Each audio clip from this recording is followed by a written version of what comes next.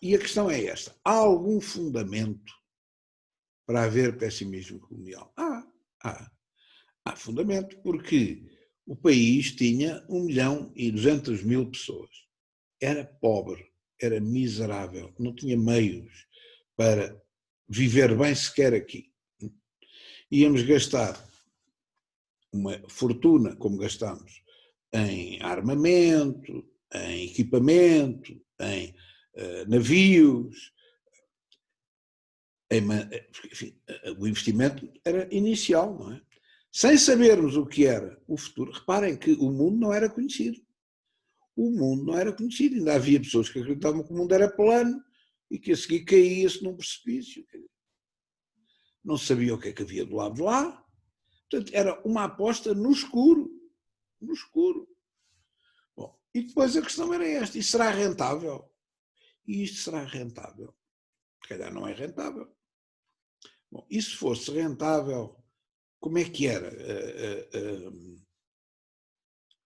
Era muito rentável, pouco rentável? O que é que ia dar dinheiro? Havia uma ideia de que a seda era cara e, portanto, ia dar dinheiro, as especiarias eram caras e iam dar dinheiro, e os escravos, faziam falta, iam dar dinheiro. Mas de certeza que iam dar dinheiro. Houve uma série de colónias nossas que nunca deram dinheiro. Nunca deram dinheiro. Essa que é essa. Como, por exemplo, em todo, e não é só a gente, pois Cabo Verde, não. Há muitas colónias onde deram dinheiro. Por exemplo, a Ilha do Porto Santo era muito pouco rentável. A Guiné, com a sua proverbial falta de água, era muito pouco rentável. Havia meia dúzia de produções que aquilo dava. Urzela era uma planta que dava para pintar, para tingir tecidos, é uma coisa fraca, não era propriamente, não dava quase nada, não é? A Guiné, a única coisa que deu, que eu saiba, assim, mais dinheiro, foi a castanha de caju. Foi a castanha de caju. Do resto, não se pode dizer que seja uma fortuna, uma loucura. E foi uma colónia difícil, era uma colónia que tinha muitas doenças, era uma colónia que tinha muitos povos diferentes, heterogéneos, todos à pancada, com um clima hostil, meia insular, meia não é? Fluvial, era uma confusão. Angola era muito bom, era. Então porquê que a gente mandou para lá presos? Porque é que Angola era uma colónia de degredo? Não devia ser assim tão bom. Porquê é que a gente ligou a Angola? Tirando os portos para fazer cabotagem e fazer a manutenção dos barcos e dos navios que iam para a Índia. O que é que tirámos de Angola? Há uns escravos e tal, uma outra coisa. Angola era uma colónia de degredo. E Moçambique, não é? E Moçambique, tirando umas manilhas de prata que apareceram na altura do Monomotapa e tal, não era um grande negócio. Tanto que ficou para o fim. O último império é que é o império de Angola e de Moçambique. E Angola e Moçambique só dão dinheiro a partir, diria eu, do meados do século XIX. Começam a dar alguma coisinha. Álcool, cana, uma coisa razoavelmente fraca. Os grandes, as joias da coroa foram a Índia, durante os primórdios da colonização, por causa das riquezas que eram cobiçadas cá e do dinheiro que permitia o comércio local, e depois o Brasil, à pala dos ciclos de que já falámos. Não é? O ciclo do açúcar, o ciclo do ouro e das pedras preciosas, não é verdade? O ciclo do café e, se quiserem considerar um primeiro ciclo, que é mais fraco, o ciclo do pau-brasil. Bom, conseguinte, esse deu dinheiro à bruta, deu. A Índia deu muito dinheiro, deu. Mas o resto, vamos andando, não é? E quem é que ganhou muito com isto? Bom, o primeiro império foi o rei Dom Manuel, basicamente, e vai lá o Dom João III que ainda apanhou um bocadinho. Depois começou a decair e no caso do Império do Brasil, o apogeu foi o reinado do Sr. Dom João V e depois do Sr. Dom José, que, enfim, que ainda recebeu alguma coisa, mas que teve que gastar uma pipa de massa por causa do terremoto e da reconstrução de Lisboa. E, portanto, entre maluqueiras de investimentos, novos ricos, como foi o convento de Mafra, não serve para nada, é lindo, mas não serve para nada, e coisas quejandas, como o aqueduto das Águas Livres, pelos vistos não era preciso, ainda lá está, foi bem construído, não era preciso porque há imensos troços em que pura e simplesmente a teoria dos vasos comunicantes dispensaria aqueles arcos, não sabia, tirando isso, e assim obras megalómanas como as embaixadas do Sr. Dom Manuel ao Papa ou do Dom João V, enfim, que era um luxo absolutamente escabroso, onde se gastou dinheiro para queimar a novo rico. O Estado ganhou assim tanto como isso, com os dízimos, com o que levava de impostos sobre o ouro, levava de impostos sobre seja o que for, o quinto, no imposto do quinto, que eram 20%, não era mau, não é? Enfim, ganhou assim tanto, ganhou nesses momentos e depois é duvidoso que as colónias tivessem sido muito proveitosas para o Estado português. Foram muito proveitosas para quem? Foram muito proveitosas para empresários. Está bem. Os empresários das roças de São Tomé. Isso aí foi rentável. O café, o cacau, etc. Isso foi rentável. Empresários de roças e de fazendas em Angola, foi. De alguns empresários de Moçambique, foi. Brasil foi sempre rentável. Por isso é que o nosso fluxo migratório, mesmo depois da independência, foi para o Brasil. Portanto, o Império Português tem muita coisa que não dá. Goa da Mão e Dio, no final, não valia nada a pena. Então porquê é que Salazar defendeu tanto Goa da Mão e Dio? Era uma questão de coerência do discurso. Portugal vai do Minho a Timor. Portugal não é um país europeu e tende cada vez mais a sê-lo cada vez menos. Pronto. Angola é nossa. E o resto? O resto também é nosso, porque senão era um escândalo. Não, Angola é nossa porque dá dinheiro. Mas agora, se calhar que se lixe, Goa da Mão e Dio.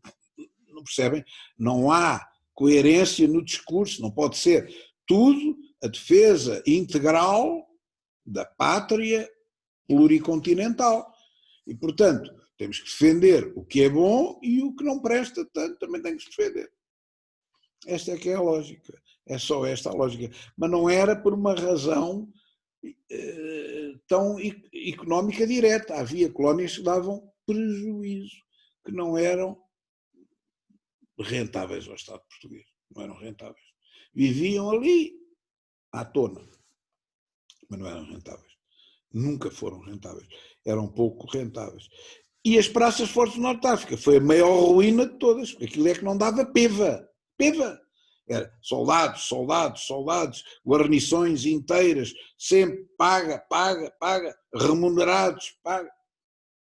Aí é que foi uma ruína, e por isso esses aí libertámos logo. Abandonámos as praças, por um lado, ou então pega lá como dote, e também serve.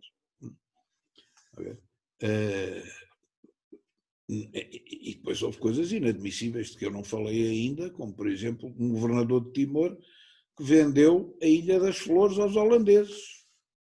Porquê é que isto não vem na história? Porque o Dr. Salazar mandou cortar isto. O Dr. Salazar mandou cortar este episódio da história de Portugal. Então, quer dizer, houve um agente do Estado português, governador de Timor, que vendeu uma parte, ainda hoje eles têm cultura portuguesa lá. Teve lá o professor, meu querido amigo, colega, amigo de infância e colega, e professor do ISCS, catedrático do ISCS, Dr. António Vasconcelos Saldanha. Esteve lá. E eles continuam a dizer que são portugueses. Veja bem, ainda há comunidades a falarem um crioulo com os restos das coisas que sobraram do tempo da monarquia. É uma coisa espantosa. Bandeiras, capacetes, elmos, espadas oferecidas pelos reis de Portugal aos régulos. Isto existe ainda hoje. Hoje, o que é que a gente tem ligado a isto? Peva. E na altura ligávamos a alguma coisa. Ainda ligávamos a alguma coisa, porque, mal ou bem, os reis de Portugal mandavam entregar em nome deles uma bandeira, uma espada, um capacete, um elmo. É simbólico, mas é melhor que nada. Pelo menos manifestava algum interesse. Então não é que esta besta, é claro, foi preso e faleceu na viagem, ali por volta, não sei, acho que foi por volta do Cabo da Boa Esperança. Deve ter desequilibrado e caiu ao mar, não sei, ou adoeceu. Não está mal. Estes adoecimentos são bastante oportunos, que assim não tinha que se julgar e não havia lavar de roupa suja de um alto dignitário da administração imperial, não é, que andava a vender ilhas aos inimigos, aos holandeses. Vergonha. Salazar achou melhor que era de elite. Esta parte da realidade não é conveniente, não devia ter existido, fora. Portanto, como veem, pessimismo colonial houve sempre.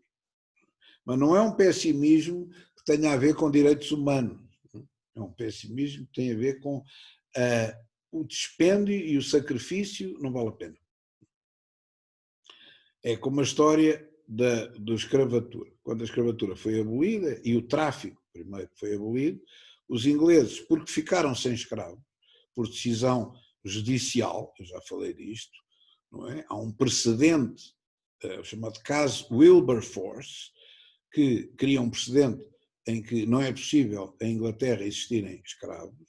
O que é que acontece? Os tipos são os primeiros a dizer, não, agora vamos fiscalizar se o tráfico de escravos foi abolido. E obrigaram todos os países que tinham tratados bilaterais entre o Reino Unido, com o Reino Unido, a incluir uma cláusula de visita, da possibilidade de visitas recíprocas às embarcações. Ou seja, o colosso da Armada Britânica ficava autorizado a visitar as nossas embarcações e vice-versa, calculem o vice-versa. E é isto que dá aquela bronca, a chamada bronca, a questão de Charles, a barca, Charles é Jorge, que está no meu livro e que vale a pena verificar. É um caso típico de imperialismo, quer dizer, os tipos não querem que nós tenhamos uma vantagem que eles não podem ter, que é mão de obra escrava. Portanto, de repente, são os filantropos a defender os direitos humanos. É mentira. E isto não tem a ver com direitos humanos, é uma conversa fiada. Isso é uma derivação, isto tem a ver com a impossibilidade jurídica da Inglaterra se manter num sistema de tráfico de escravos. Então, se nós não temos, vamos proibir que os outros tenham. É sempre o vil metal. Não vale a pena irem à procura de explicações filosóficas. Os Estados defendem interesses. É sempre o vil metal, em última análise.